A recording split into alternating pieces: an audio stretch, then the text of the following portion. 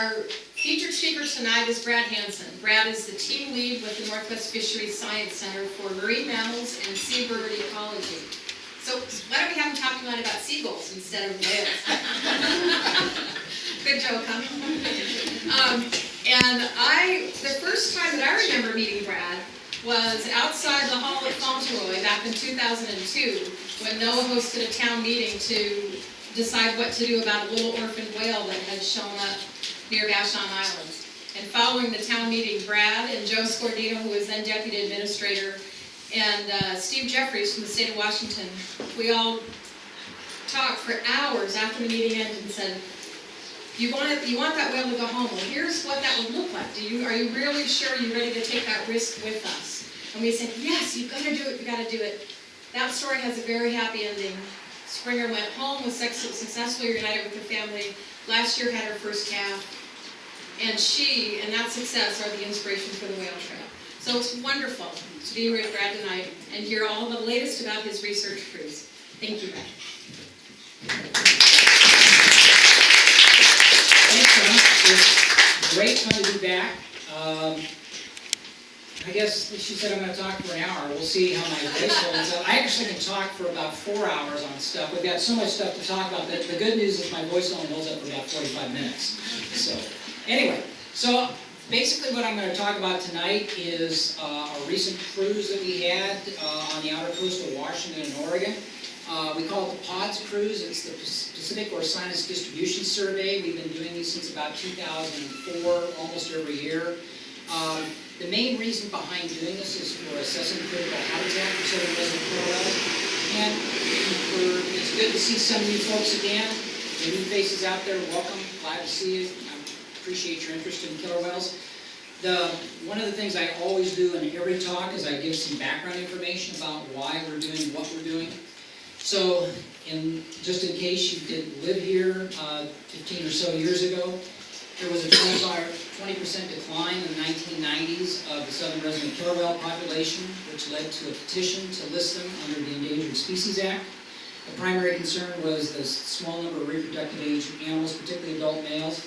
That red area that circled was the decline that occurred back in the 1990s. It took us a while, and a few visits to court, but on the 15th of November 2005, southern residents were listed as endangered under the ESA. Now, when you list a population under the ESA, there's a couple of things that have to happen. One is we have to develop what's called a recovery plan. The other is we have to designate critical habitat for the population. Now, under the development recovery plan, what we do is we identify risk factors and data gaps. As far as the risk factors are concerned, we identified 4: prey availability, vessel disturbance, contaminant burdens, and small population size. The big data gap was winter distribution. And so that is, those red items that I've highlighted there are what I'm going to talk a lot about tonight. The designation of critical habitat is basically determination of the species range. And it's not just drawing a line on a map. This is one of the things that recently we've been criticized about. Right?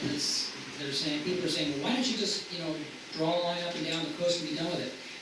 That's only part of it. We have to figure out which areas are important to the whales. And things like places that they feed or places that they rest, meetups, those sorts of things, that's the type of information we're trying to get.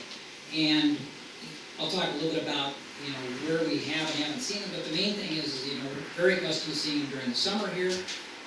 They're basically actually gone most of the year. They're only here about, only in inland waters, a little less than about 50% of the time. So, the regional office, our Lynn Berry, who I think has talked to you before, yeah, she basically deals with what we call the management side of things, so she writes the regulations and whatnot. She's basically my equivalent partner. What I do is the science side, and it's not just myself. There's 4 folks in our group that I work with, and then we work with lots of other partners in terms of various people that we partner with on different parts of the projects. So, as part of the recovery plan, we come up with a series of science priorities. And again, I've highlighted here in red. We want to describe coastal distribution and habitat use and diet. And then as far as the threats we're concerned about prey quantity and prey quality. And while that's an underlying area of interest, the first thing, of course, we have to do is figure out actually what the whale's diet is like. So, where do southern resident killer whales occur? So this is a plot of data from the Whale Museum, and basically the data that comes from the Whale Museum is essentially citizen sightings of the whales in the various areas in Puget Sound. So the red area is the San Juan Islands, and the blue area is Puget Sound. The green area is basically what I have sort of interpolated from that is when we don't see them. The pattern you see here basically is that the whales are gone most of the winter, from January through about May. This is actually, the data has changed slightly in that this plot was based on data up through about 2010. We actually see the whales less now in May than we used to. But that same general pattern occurs where they start to fall off in August and September, and then by October, November, December, they're again spending most of their time on the outer coast. But they do come into Puget Sound periodically, particularly in November and December. So, as I was saying, during the summer we have the whales essentially resident, and that's where the name comes from, is that they are resident here during the summer. The data, as I mentioned, was actually based on about 50,000 sightings up through about 2005. And that map over there is a density map, and what you can see is that the higher the density, the redder the color. And you'll notice right off of the southwest side of San Juan Island is the highest density of use of the whales in the inland waters of Washington and British Columbia. So what that allowed us to do, and this was Lynn's job, she translated that map into a critical habitat map. And so basically what you're looking at here is all of the inland waters of Washington have basically been designated critical habitat with a couple of exclusion areas that are military areas. But the main thing, notice where it stops, right out here at Cape Flattery. And the reason was, we didn't know where the whales went. In 2005, now you have to remember, southern resident killer whales have been identifiable based on Ken Balkin's work since the late 1970s. As of 2005, there was only 19 sightings of southern resident killer whales on the outer coast of British Columbia, Washington, Oregon, and California. The first sighting in California was in 2000. And there were only 3 locations off of Oregon and 6 off of Washington. So one of the things we did was we worked with Ken to do a coastal sighting network. And that actually, within a 5-year period, almost doubled our sample size. But we knew we had to get more additional data. So one of the things that we did was to use ocean-class vessel surveys. The ship over there on the right is one of NOAA's ocean-class vessels. It's a 225-foot converted Teos class. It used to be a sub-hunter during the Cold War, and we converted it over. The good news is they're very, very quiet because they're used to listening for submarines. So it worked perfectly for what we were doing. We started doing surveys in 2004. We had 5 of these surveys that were 8 to 21 days in duration. The amazing thing was that on 4 of these 5 cruises, we located southern resident killer whales. There's kind of a funny story that goes with that, because I was talking to a statistician in our laboratory once, and he said, and he does basically abundance estimates using detection, algorithms, and he said, you got 3 ponds of killer whales, and you're going to spend how much time out there, and it's how big, and all that sort of stuff, and then he said, they're never going to find them. But yet we did find them 4 out of 5 times. So we added 7 additional sightings, and we actually even got a couple of prey samples. And this is just an example of the survey we made in 2004. We went all the way down to Monterey, went all the way back up. And the second to the last day of the cruise, which always seemed to be the way it was, we'd run into whales, and they're right off of Westport. So, now we changed things up a little bit in the last 3 years, because we introduced the satellite tagging technology that I'll talk a lot about during this talk. We switched vessels. We no longer have MacArthur II. She's been decommissioned and sent down the road. In its place, we have the Bell and Shimano, which is a fisheries survey vessel. It's actually designed to also do trawl work. It's also a very quiet vessel. It's about the same size, about 225 feet long. And we've had now 3 surveys, one in 2012, one in 2013, and one in 2015. We work a lot with Cascadia Research down in Olympia, and a company called BioWaves, which is based down in Encinitas, California. And we also, this last cruise, we had some folks from DFO on board with us. So basically, we've got 8 different things that we're trying to do on these cruises. It's not just a killer whale cruise. It basically is an ecosystem cruise.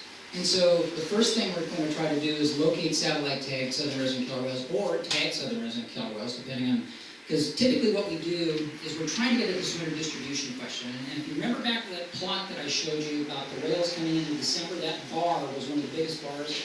But what we do is we wait till right about Christmas, and then we're really watching to see when the whales come through. And we'll do everything we can, short of a blizzard, to get out there and try to get a satellite tag on the whales during that week between Christmas and New Year's, because usually right about after New Year's, you're not going to see the whales coming into Puget Sound very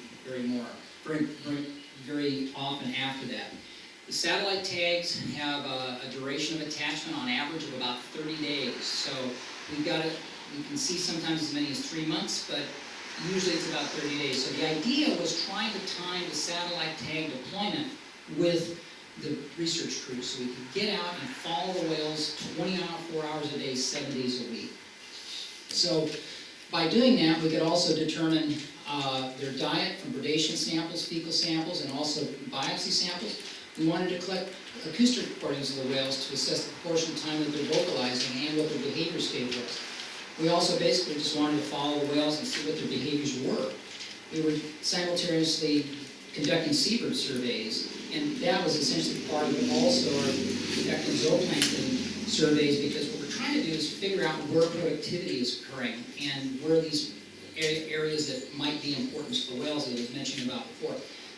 Along that same line, we're collecting a whole bunch of oceanographic data as well as echosounder data, which tells us where basically fish distribution and whatnot is. So lots of different things going on the cruise. We have about 12 people along with us on the ship, and the science team, and then the crew. We have about a crew of officers and deck crew of about 25. So anyway, first thing I'm going to talk about is the satellite tagging and whatnot that basically we try to initiate. And as I told Donna, if you have any questions this evening, because I might be jumping around a bit, there's so much really exciting information. I've changed this presentation probably around 4 times in the last 2 days. It was like, no, I need to talk about that first. No, I'm going to talk about this first. And so consequently, it made it like, why is he talking about this now? Because so anyway, this at 4 o'clock this afternoon, this is what seemed to make the most sense. Well, first thing I wanted to do is tell you a little bit about the Argos system, because it's not a GPS system. It's a different system in that essentially these transmitters that we use are about the size of a 9-volt battery. We put them on the dorsal fin of the whale with an air gun, basically. They have 2 6-millimeter long darts that essentially go into the tissue of the dorsal fin, and that's what holds it on there for the duration of the attachment. That little bitty transmitter puts out a 1/4 watt signal. Now think about one of these bulbs up here. You know, I don't know, well, most light bulbs are like 60 watts. So think of a 1/4 watt signal coming out of this transmitter. It has to hit one of NOAA's polar orbiting weather satellites 800 miles up. So this signal comes off the Argos transmitter, hits one of these polar orbiting satellites that's going over at several thousand miles an hour. It's basically overhead for about 15 minutes. And the way it works is that it hits the satellite overhead several times. Now, everybody's heard of Doppler shift before? Okay, if you haven't heard of Doppler shift, how many people have been down by the train when it goes by and it's honking its horn? And the horn doesn't really change sound until, but if you've noticed, you'll hear the horn when they go, and then as soon as it goes by, it goes, that frequency shift is basically the same principle that they're using here. So the way this works is, satellite transmitter, when the whale hits the surface, there's a little switch on there that says I'm dry, sends up about a half a dozen transmissions to the polar orbiting mother satellite. It then hits ground stations. All of that data goes to Toulouse, France. It goes through a set of algorithms. It then goes to Sweetland, Maryland. 45 minutes later, I get an email that tells me where the whales are at. It's nothing short of magic. So anyway, in 2012, we were fortunate enough to run into J-Pod out here off the Olympic Peninsula. We deployed a tag on J26, and we thought we were off to a rip-roaring start. We got 3 days of data, and then we lost transmissions. So it was disappointing, but it was our first look at where the whales go on the outer coast. And it confirmed that they're basically using the continental shelf and some of the local banks. But it was, even at 3 days, it was our longest deployment to date. So it was a little disappointing, but basically we came back in late 2012, and down in Clovis Passage on December the 29th, we tagged K25, who was then a 22-year-old male. We got 93-day duration of signal contact, all the way to April 4th. And I'm hoping that I can bring this up and show you that this is an animation of K-Pod's movements.